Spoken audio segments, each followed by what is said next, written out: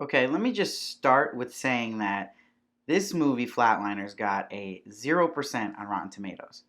That is going to bring you to have incredibly low expectations when you see this movie. That's what happened to me. And honestly, the beginning of the movie, I was really enjoying. I thought it was really well done. It got right to it. It got right to the whole flatlining scenario down in the basement. It moved quick at a good pace. It has a solid set of characters. And it is a cool concept from the original one where you're flatlining right before death and you're brought back to life, but it's kind of that white flash of what we see and what happens. But the special effects there were not so great. That looked like a 90s movie whenever they would flatline and go back in this different dimension. All these medical students get hooked to doing this like a drug. It kind of becomes like it's their ecstasy. It's this new drug and hip. Rey, who's played by Diego Luna from Star Wars Rogue One, is kind of the more sane, realistic one. Like, guys, this is dangerous. Like, what are we doing here? Let's be careful. Not get hooked to this. Not let it change your life. And they all just kind of down with it. And then, when Ellen Page starts getting these hauntings of her sister and basically gets pushed off of the railing at her apartment, that is when the movie just takes a complete turn. And it becomes this cheesy horror movie. And everything starts to not make sense. And then the movie goes from pretty good the first about 40 minutes.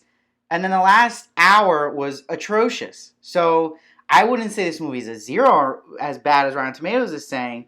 But it really fools you because I was like, wait, maybe this is that underdog story of a movie where it got really bad reviews, but it's actually pretty good. So I thought in the beginning.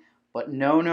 Then it gets really bad. I mean, it would go to like a negative in Rotten Tomatoes the second half of the movie. First off, I don't understand why of the hauntings and that starting to happen when I felt like it was should just go deeper into these hallucinations they're having and not bring this all up where it becomes like, ooh, this spooky horror movie. It just seems like too good of a concept to have that happen. It's almost wasted in a way. I feel like someone could have used this type of story better and made something better out of it. And the problem is when you're learning everyone's backstory and what's causing this guilt that's causing the hauntings of someone they've hurt. I mean, there were certain parts like Marlo, we find out it was a jellyfish incident that she's feeling bad about. That makes it feel like a Tim and Eric skit or something you'd watch on Adult Swim, like a parody. I was like, really? What? Come on, it's a jellyfish incident that she didn't take care of the patient right away? Like, there's certain things you avoid in a serious movie, and making it a jellyfish thing just adds humor to it. Not smart to go with that. I don't know who in the writers' room was like, yeah, let's make it, the guy gets stung by a jellyfish. That guy should be out of his job. Then Kiefer, who was in the original Flatliners, he's got the best gig ever in this movie. He's just the teacher of all these medical students. Every scene he does is in this boardroom. That's it. And he has a cane. What a gig for him as an actor. He probably got paid so much money for this, and he literally had that one on-set location for him. Good for Kiefer, bringing in the money for that. But man, his scenes too were just like not necessary. He's just basically reviewing everything almost as like the recap guy for the movie itself. You start realizing as it goes along, you say to yourself, what was the point of that? What was the point of this? They never answered this. They never did that. You're just like, I don't understand what's going on. It just kind of lost complete focus and felt rushed. And what really did not make sense was how when Jamie and Marlo went to get forgiveness for who they hurt, Jamie sees the woman he knocked up and the kid he finds out he has, and she's not about it. She's not forgiving him. She hates him. And the kid's like, who is that?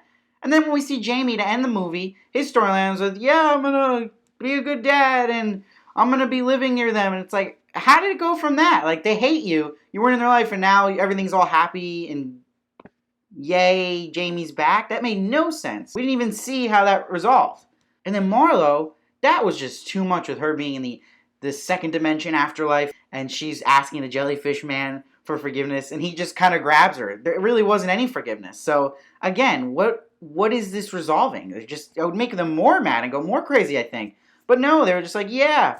And when Sophia goes to say sorry to who she bullied, the woman's like, no, I'm not talking to you. Walks up and then immediately just changes her mind, like, you're forgiven. It's just a cheesy scene. It gets really cheesy. And the actress of Sophia, I felt like could not hang with the other actors and actresses. I thought she was very weak and not believable. And just watching her facial expressions in certain scenes were just like distracting in a way. Where she's just like, did not match the tone of what each scene was or who she was supposed to be portraying at that given moment. It just felt like she was not fully invested in the role and was really bringing down some scenes. And that's the thing. Ellen Page is your best actress in this movie.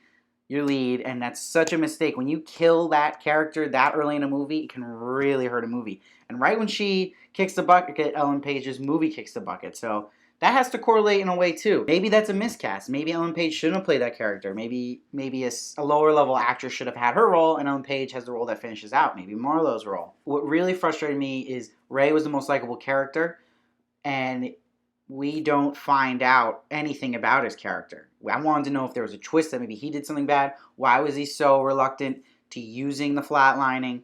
There's no meat there. There's just nothing. And then it ends with that horrible scene where they're in the bar and they hear the same song Ellen Page was playing on the piano, like, woohoo, and they're ready, like, let's get drunk and hammered. And it just felt weird and corny and all over the place. But that frustrated me the most, was not knowing anything about Ray's character. No backstory for him. And he seemed like the most important character at a time, but he was kind of just the voice of reason, and that's it. Nothing else to him. And the Batman ending, too, with Marlowe narrating, like, Courtney really taught us all a lesson and did good. She didn't really do good. She kind of messed up. And you know what? These people didn't forgive these sinners, as we would say.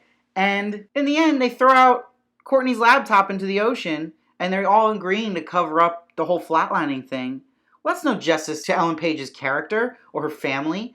They don't know what really happened to her, so they're just still being criminals in a way. I get it. It makes sense. Like, Ellen would want them to do that. Yeah. Let's cover it up. But it's still like, have you guys learned anything? Didn't you feel a little guilty about that, too? That her family doesn't know what really happened to her? I don't know. Not about this second half of the movie. I did enjoy the first half. Kept my intention. Was suspenseful.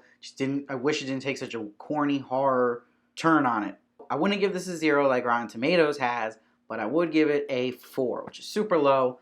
But because the beginning to me was pretty strong, it's got to get some points, right? So I'm going to give it a 4, but the end was so bad that it's going to drop it way down. And I really hope they don't make a sequel for this. This is just another Sony Pictures just not doing well, and it's not going to do good. The box office is projected to get like $2 to $4 million, so it's like, geez, come on, let's make more original ideas here. Let's at least take the concept maybe and switch it up a lot more, but they really didn't do that here. It's very lazy, felt very rushed, and didn't know where it was going. That'll do it for this review of Flatliners.